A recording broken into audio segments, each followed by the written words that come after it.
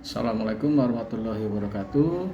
Selamat pagi semuanya Bapak Ibu dan anak sekalian. Setelah tadi kita mendengarkan beberapa program-program dari sekolah yang tadi disampaikan oleh Bapak Ibu yang ada di sekolah ini. Kemudian di sini dari kami BK ingin sekedar untuk memberikan beberapa hal yaitu tentang perundungan Bapak Ibu. Jadi di sini perundungan itu adalah perilaku yang tidak terpuji dan perasaan membuat sakit hati, dan ini juga nantinya juga akan berbahaya sekali bila suatu saat perundungan ini selalu ada di sekolah. Nah, dalam hal ini kami dari BK ingin menyampaikan adalah upaya kami BK atau sekolah di sini untuk setidaknya mencegah adanya pembulian. Baik, ini ada beberapa tipe bullying. Jadi perundungan itu ada beberapa macam Bapak Ibu. Jadi perundungan di sini ada secara fisik, kemudian ada secara non fisik, kemudian ada perundungan sosial. Nah, kemudian kalau kita tahu perundungan fisik di situ adalah hal-hal yang berkaitan dengan tingkah laku yang berkaitan dengan fisik, menendang, mencakar, atau kemudian menimbulkan luka fisik. Kemudian ada non fisik, jadi ada perundungan non fisik. Jadi di sini misalnya memanggil nama orang tua, kemudian kelemahan yang orang yang dibully, ya tentu saja ini sangat memprihatinkan kalau anak-anak kita ini sering seperti ini. Kemudian ada di sini yaitu perundungan sosial, ya, melibatkan banyak kelompok, circle ya, kelompok-kelompok atau kelompok-kelompok yang ada di sini, yang memang di sini dikhawatirkan kelompok ini justru akan menimbulkan hal-hal yang tidak diinginkan. Dan kemudian ada hal yang lain lagi Bapak Ibu.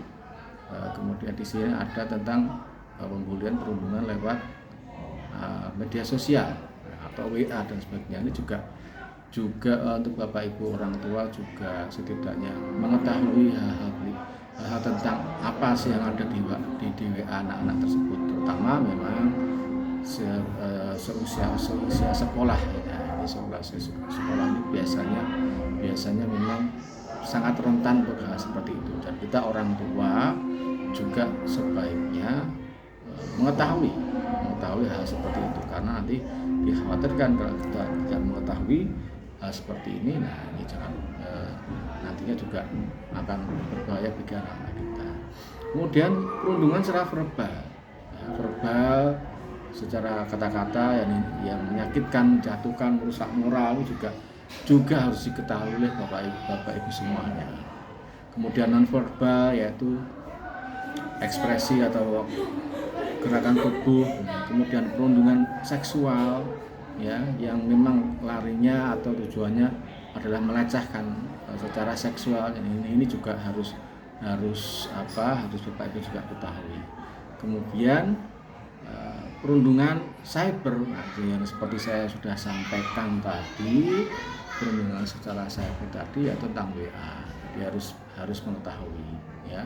Kemudian ada juga ketika anak dibully, kemudian ini direkam, kemudian disebarkan. Nah, ini juga harus berhati-hati hal seperti ini untuk anak-anak juga setidaknya dipantau, ya, ini. Kemudian di sini adalah dampak dari dampak bullying secara emosional. Jadi ya, misalnya terkesan anak itu tidak percaya diri atau putus asa atau malas ke sekolah. Nah, ini biasanya yang terjadi dampak bully secara emosional, ya. Kita bisa lihat anak Bapak Ibu sekalian, ya, mungkin ada yang murung, ada yang tidak semangat. Nah, ini silakan untuk didekati, kemudian ditanyakan kenapa kok seperti ini, kenapa kok seperti itu. Nah, ini paling tidak Bapak Ibu mempunyai komunikasi secara baik dengan anak, ya. Jadi dari secara emosional itu ngeklik, ya, dalam artian bisa nyambung. Kemudian ada secara fisik dampak dari bullying secara fisik itu aja, misalnya luka, ya, luka, memar, ya lecet, kemudian hal-hal yang lain, luka lebam, kemudian luka-luka yang kita kok seperti ini, kok seperti itu anak ini, kemudian juga anak juga harus diingatkan untuk selalu berterus terang, jangan diam saja, jangan hanya diam untuk ketika ada sesuatu hal pembulian dari anak ini diam. Nah, sebaiknya tidak seperti itu. Kemudian tingkah laku yang terjadi di kelas, menarik diri, ya ini juga mungkin di sini kita bisa komunikasi juga dengan wali kelas. Ya, kenapa anak ini kok seperti ini seperti itu ya. Jadi komunikasi antar wali kelas dengan guru-guru yang lain juga penting. Kemudian adanya tindakan-tindakan agresif, ya, stres yang berkepanjangan, ini juga dampak bullying. Untuk bapak ibu juga harus menyadari, ya.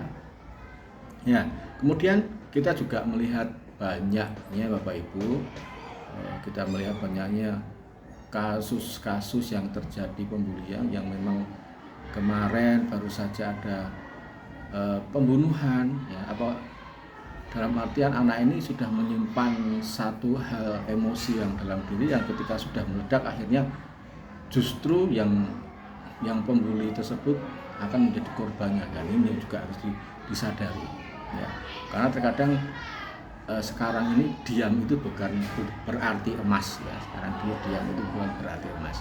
Kemudian kemarin juga ternyata korban bully itu bukan hanya didapati oleh anak, mungkin sepantaran anak kita, ya, dalam artian SD atau SMP. Ternyata memang kemarin juga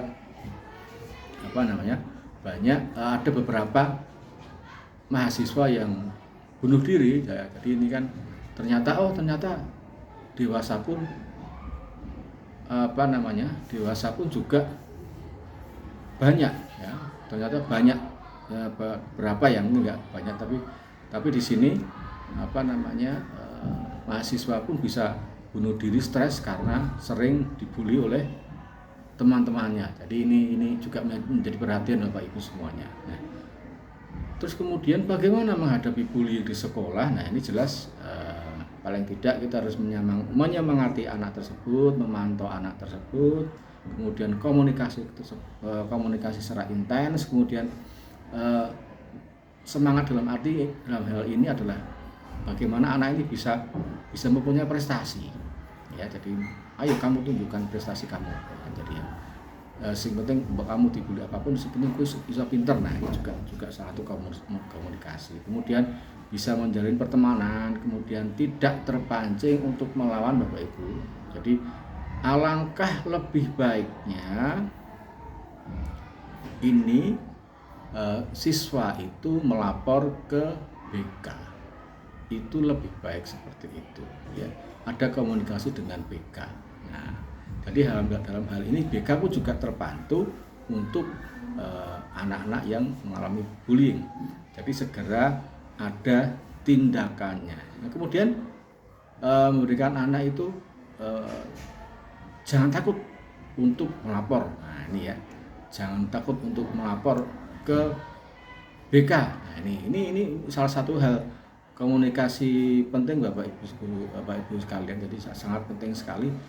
Secara garis besarnya adalah komunikasi, baik itu dengan orang tua, baik itu dengan guru. Jadinya untuk nantinya penyelesaiannya juga kita tidak berlarut-larut, karena memang kasus bully seperti ini bila pun anak itu terkesan diam, ini juga akan susah, ya. Sangat susah bagi kami guru BK untuk bisa tahu. Nah, itu Bapak Ibu, ya, beberapa hal tentang bullying, ya. Jadi kedepannya supaya dalam hal ini anak bisa berterus terang, bisa